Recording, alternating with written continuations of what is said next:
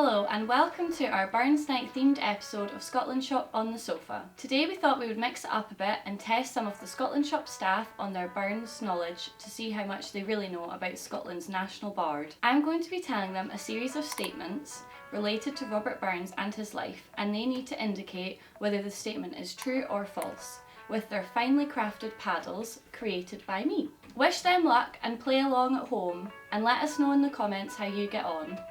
We celebrate Robert Burns on the 25th of January every single year with what is known as Burns Night. True. Is it the 25th? Yeah. True. That was easy. That's correct, true. Check us out. First one right. Burns Night is celebrated every year on 25th of January, which was Rabbie's birthday. When his friends first started celebrating back in 1801, 5 years after his death, they were actually celebrating on the anniversary of Robert's death. But they decided this didn't feel right and changed to celebrating on his birthday instead. Some of the traditions of that first night in 1801 still exist today. You have to include a ceilidh in your Burns Night celebration. Not officially, surely. Nah, I don't think you need to, but it's good fun. Technically false, but I think everyone should. So I'm good gonna fun. go like here because I think it should be made true. But You're right that is false. You don't have to include a ceilidh. As much as it is customary and super fun to host a ceilidh dance at a Burns Night event, you absolutely do not need to do this to honour Scotland's national bard. You can celebrate Rabbie in whichever way you see fit, whether this is with an intimate dinner with friends, a black tie dinner, or a whiskey cocktail party. Burns was only 37 years old when he died. Oh, I don't know how old he was, but he was young. Any clues? Should we just go with... I think false. I think he was young, but he wasn't exactly that age. I think maybe he was like 1 year older or 1 year, and they're just going to trick us. Ooh. I'm gonna go true. I'm gonna say true but too. I'm not sure. Do it. But then it's quite normal for people to have died quite young back then. isn't it? 37. Maybe in your 50s. Okay, false. I'm gonna go false. That statement was true. Oh, that was a lucky guess. Yeah. He was only 37. That's a shame, isn't it? I know, he was very He's young. only 6 years older than me. He died when he was 37. You got hit by a bus or something? Rabbie was only 37 when he died, and although he lived a very short life, he achieved so many great things, as it is thought he wrote over 500 poems and songs throughout his life, with him writing the first one when he was only 15. Haggis is a type of animal found in the Scottish Highlands, and we cook and eat them every single Burns Night. Well, I did Whoa. have to call for it last year, but it didn't appear. So yeah. Yeah. It depends, right? Because technically yes, because sheep. But if Okay. we're referring to haggis as an animal, Then. technically it's a trick question. I'm gonna go false. Yeah. You're right, that's wrong. They've also got one leg short of the other, so they can't turn right. As much as we like to say, you know, that they roam wild. But you make a good point. Well, That It's real valid. animals Technically, yeah. yeah. For some people, this fact is hard to believe, as Scottish folklore has long had people believing the haggis is a real animal. Let's clear up what the haggis is not. It is not a small four-legged hairy creature, and it has not been hunted into extinction. And the most important one, it is not only to be eaten at Burns Night. Haggis is a delicious sausage filled with lamb, beef, oats, onions and spices, and it is to be enjoyed all year round. The casing used to be the animal's stomach, but these days it is more likely to be an artificial casing. If you're vegetarian, not to worry, as there is vegetarian haggis made using only oatmeal, and it is readily available in most supermarkets and quite delicious. Haggis is traditionally served with neeps and tatties. True. Although I don't know why. Yeah, I don't know why either. Yes. Now I really want haggis, neeps and tatties again. You're on fire, that is true. I love haggis, snakes and terriers. It has to be McSweeney's though. Neeps and tatties are also known as turnips and potatoes, and they are traditionally served with haggis at a Burns supper. Both vegetables are mashed until they are smooth and creamy, which beautifully complements the rough texture of the oaty haggis. No one at a Burns supper is allowed to eat their meal until the haggis has been addressed with a poem. Oh, this one's tricky because I'm going to say false, because maybe you have your starter before then the haggis is brought in, because that might be the main.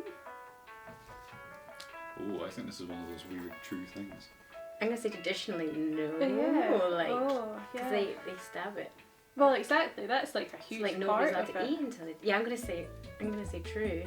Yeah, I'm gonna say true. Yeah, good, good. That one's Yeah, I True. think, yeah, I was gonna say I think you're probably right there, Yeah. but that is correct. True.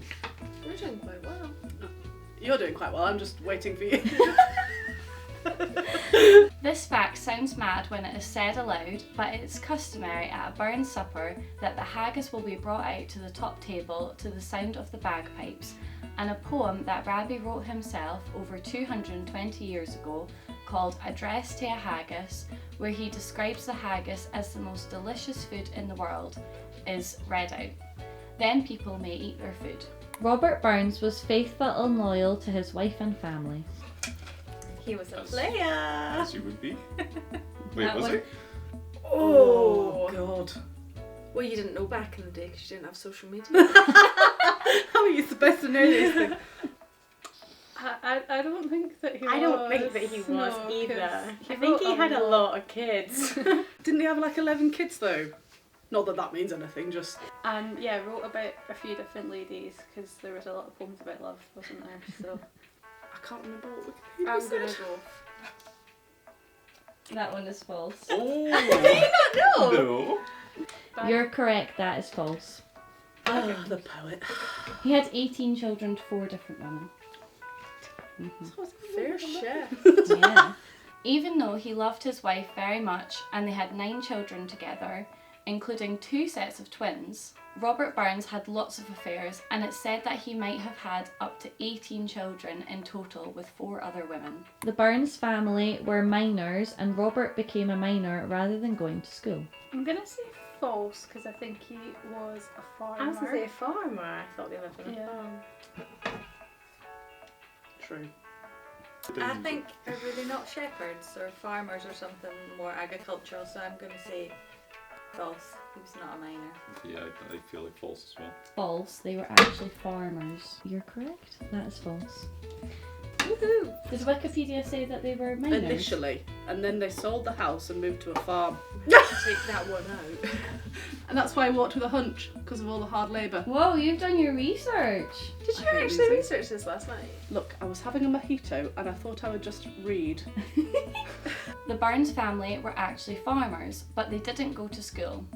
Rabbie's father taught him to read and write, his mother taught him poems and songs, and a family friend who was a tutor taught them lots of additional subjects too. How fascinating to know that Rabbie is such a celebrated writer when he never actually attended school. Today you can visit the Burns Cottage Museum, which is in the village next door to where Burns lived all his life. True? I'll say true. I would be guessing, so I'll go with my teammate here. False. Oh. False. Oh. False. Ah. The Burns Cottage Museum is actually the first home of Robert Burns. In fact, this is where he was born, and it was built by his father, William Burness. He lived here for the first 5 years of his life before moving to Dumfries. There are more statues, monuments and memorials dedicated to Robert Burns than any other non-religious figure other than Queen Victoria and Christopher Columbus. I think, yeah, probably. I'd like to think that's true because he's quite like an inspirational man. Yeah, I'll go true because I've been to quite a few of Yeah, them. I've seen quite a few. Yeah. I'll go with true. I'll go true. That one was true. Really? Yes. On a downward spiral. Yes, that is true. Oh, there you go. Yeah. Yeah. New York, Albany, New York. A few in Canada, definitely Montreal. Halifax, Nova Scotia. I feel like one of them was. I've been to And- one in Ayr. As you're And missing one the other point. one. Yeah, definitely a few in Canada this summer. He's a popular man. Really? There are 57 statues dedicated to Robert Burns around the world, from Europe to the US, Australia, New Zealand, and even Estonia. Is there a Burns statue in your hometown? Let us know in the comments. How are you celebrating Rabbie's birthday?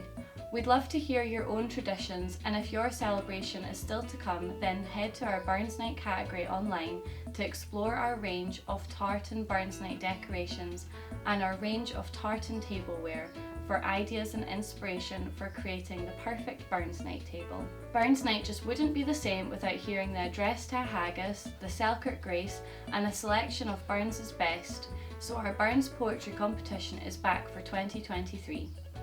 We are looking for adults, children and groups to send us their renditions, whether it be the words of Rabbie himself or simply a poem inspired by Scotland. We want to hear it all. Don't worry, there's still time to enter before the end of the month, and we'll announce the winners on the 1st of February. Thank you for tuning in to this fun episode of Scotland Shop on the Sofa. Remember to subscribe to our YouTube channel so you don't miss any future episodes, and sign up to our newsletter and follow us on social media to stay up to date on all the latest tartan news.